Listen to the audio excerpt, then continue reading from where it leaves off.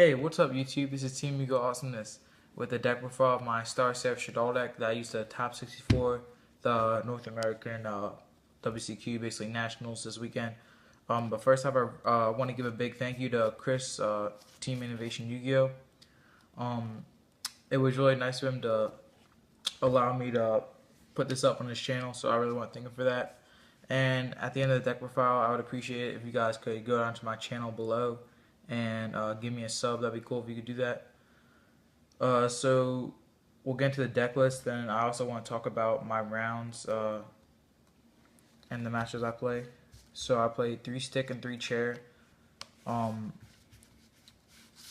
lot of people Shaddoll builds I've seen have been dropping these, but I did drop them for a point in time, but I put them right back in after playtesting without them, because it just really helps you. It gives you auto wins, and it helps you in the mirror, because like doing this play in the mirror is so broken and good in any matchup too. So like basically my deck plan was game 1 I just want to stick chair them, kill them with like constructs and stuff, and then game 2 and 3 I usually want to flood them out against necros. So for the Shaddoll lineup, I played 2 beasts, 3 can get cloggy, 2 dragons. Some people drop this to 1, but I do usually side out 1 in the necros matchup. Against the other matchups, 2 is really good. 2 dragon, 2 schematas, 2 falcos, and 1 hedge. I kept the Shaddoll count to a minimum, so I didn't dead draw a bunch of Shaddolls. 2 mathematicians. I don't want to play 3, so I don't have too many normal summons, so 2 works perfectly. 1 Paraparo as another card to help math. This helped me to win a lot of games. I was playing Felice, but I kept drawing Felice, and it was never needed. Like, there was some hands where Felice was like good in, but every hand that Felice was good in, the hand could already function on its own, and every time I drew it in a bad hand, it just made the hand worse. So Felice was unneeded. 3 Bailers. Stopping Trish and Brio is essential. A lot of people, some people I even used all 3 Veilers on, and they were like surprised. They were like, wow, you really had all 3 Veilers? And I'm like, yeah, sure did. Over the course of a couple turns, obviously. I've never just outread you all 3, that'd be pretty weird. Then 1 Soldier, because it wins games. For the spells, I played 6 fusions, because you always want to see 1. Darkholm Regeki for G-Outs and board wipes. Foolish Burial and Soul Charge. Some people don't play Soul Charge, but it's really good with the StarSeraph. Like sometimes I would even Mathematician Scepter to the grave with a Sovereignty hand, then Soul Charge or call back the Scepter and then go into my combo just to win. Helped me win a lot of games. Surprisingly, I did that combo a lot. 2 Call the Haunteds. Some people drop these from the deck. This is way too good. Even if you don't use these to do stick chair, you can still bring back a construct which is just broken. This card in the mirror match is just another way to bring out a big monster that's not something from extra deck. It's just so good. I usually side 1 out in all matchups because, like I said, game 2 and 3 my deck kind of slows down and gets more control-y. 2 Mistake. 3 Mistake probably would have been better, but I only had 2 mistakes, and my deck was 40 cards. I didn't want to play 41. I didn't want to cut anything, and it was working well with 2, so I just decided to just run with 2, and it worked really good. I barely actually ever drew this card to beat Necros. Surprisingly, some people I've heard think that this is the only way it should also be Necros, but that's not true at all. Like, there's so many ways you can just kill them or control them without mistakes. 2 Breakthrough Skills. These weren't always in the deck, but this extra effect negation is really good. And I kind of already accepted that I'm going to lose game 1 to Klee. 1 Core and 1 Emptiness. How much time is it? How much time is that? 4:22. Alright. So for the extra side, I played 3 Construct, obviously. Double Window. 2 Shek. Shek is really good. You need 2 because sometimes I would have a Shek out, and they'd have like a unicorn, maybe something like a Trish, and like if they have a unicorn bar and they, obviously ritual summon out a Trish, and I would do activate Shek, chain 1, and they would have nothing that would El Shaddoll Fusion, chain 2, so the El Shaddoll Fusion would make the Shek leave the field. I would make another Shek, like a Winder or a Construct or something, and its effect would resolve because when because a unicorn doesn't negate it in the graveyard, and then the Trish would die, and that's just a blowout. The blue guy, I only made him. Well, I mean, I only played one. I made him a couple times to seal out the game. He's really good. The main best play to do him is to do it on their turn. Chain do a ritual spell, chain Elshar's Fusion, chain core to bring him out. But one time, like, I even brought him out on my turn and just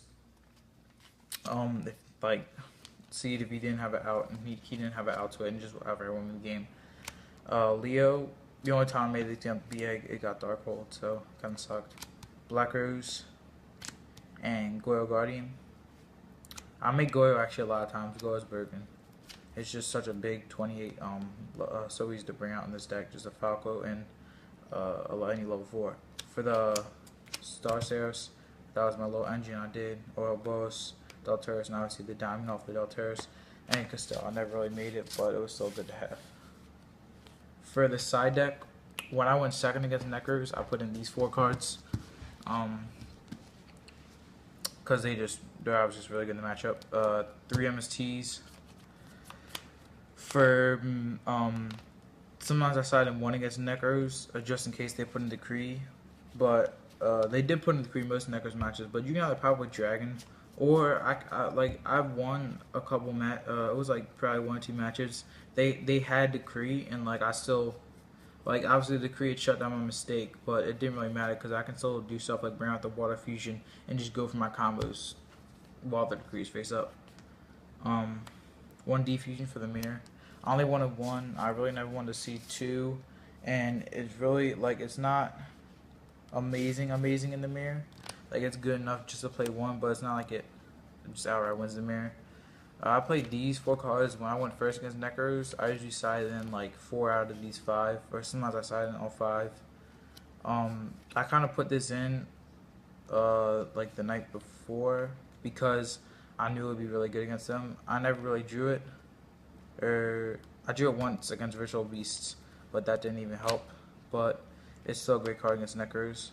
And these are just so good. Like, these shut them out of the game. And Minecraft actually won me like 2 games.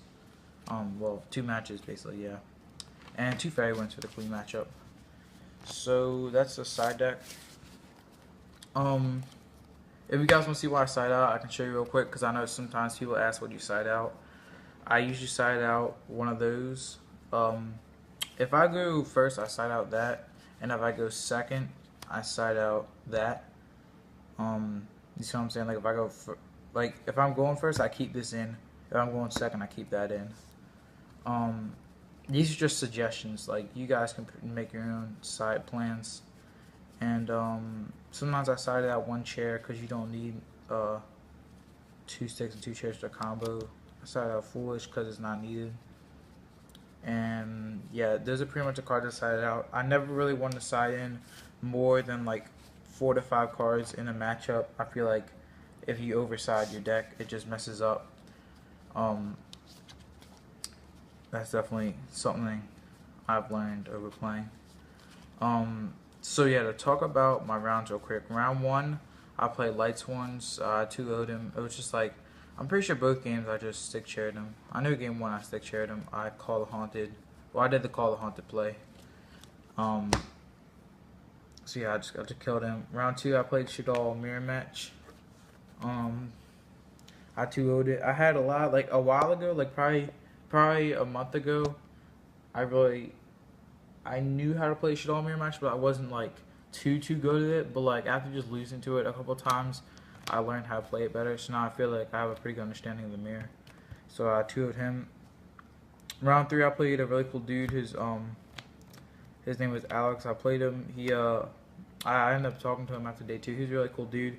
He ended up beating me game 1. I just set it back on passed, and then he OTK'd me. Game 2, he set it back on passed. I stick chair OTK'd him. He's playing Necros, by the way. In game 3, my hand was so bad. I only sided in like 4 or 5 cards, but I happened to open up 4 of those. I only sided in 4 cards. Yeah, the only cards I sided in were I'm pretty sure 2 Iron Walls and 2 Mind Crushers. And my opening hand was 2 Iron Wall, 2 Mind Crusher, and like a Beast. No, it was a Shaddoll Fusion. My 6th card was Beast, and he just killed me in 2 turns because he had Decree. So like, I really couldn't do anything about that loss. Like, I wouldn't say I oversight because I only put in 4 cards. It just so happened that I drew him on. He drew the 3. But it happened, so I moved on from it. Round 5, I played, round 5 I played Infernoids. I 2-1'd it. That's a really scary matchup. I ended up beating it. Round 6, I played Necros. I believe I 2-0 to 2-1'd it.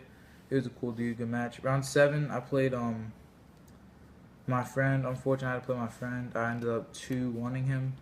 He was playing Necros. This was like the only match I actually won with mistake.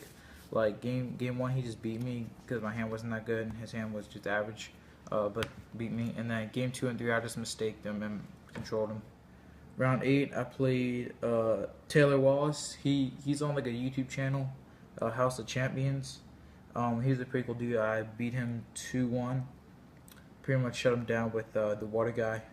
Round 9, I lost 2-0. It was kind of my fault, but it was complicated. Round 10, so I was 7-2. I won. Obviously, I lost round 3, then won out day 1, and then I was just really tired round 9, so it was basically my fault that I lost.